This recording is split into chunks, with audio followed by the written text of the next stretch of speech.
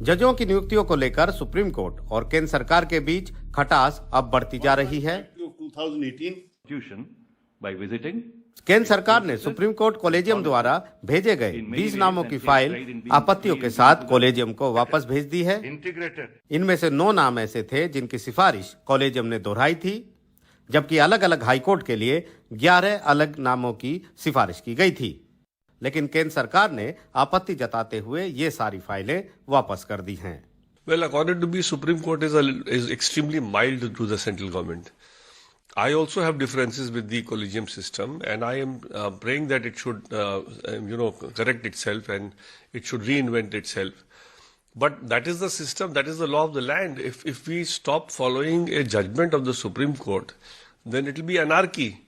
And if Government of India starts doing it, then every private citizen can also do the same and say that you didn't do anything to the Government of India. Why do you expect? Why should you do it to me? So actually, contempt notices should have gone to the law minister today. But the Supreme Court is being a little. They don't want to probably. They want to do it in a more conciliatory way, which may be right from their perspective. But I think it's giving a very wrong signal. इस बीच सोमवार को supreme court ने collegium द्वारा भेजी गई सिफारिशों पर महीनों से बैठे रहने के लिए केंद्र सरकार को खरी खरी सुनाई।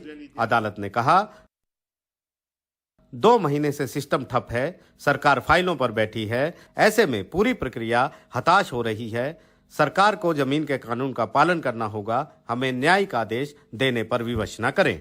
सरकार कोई भी ये नहीं चाहेगी कि उनका जजेस के अपॉइंटमेंट में एकाधिकार जो है उसमें किसी और की भागीदारी हो।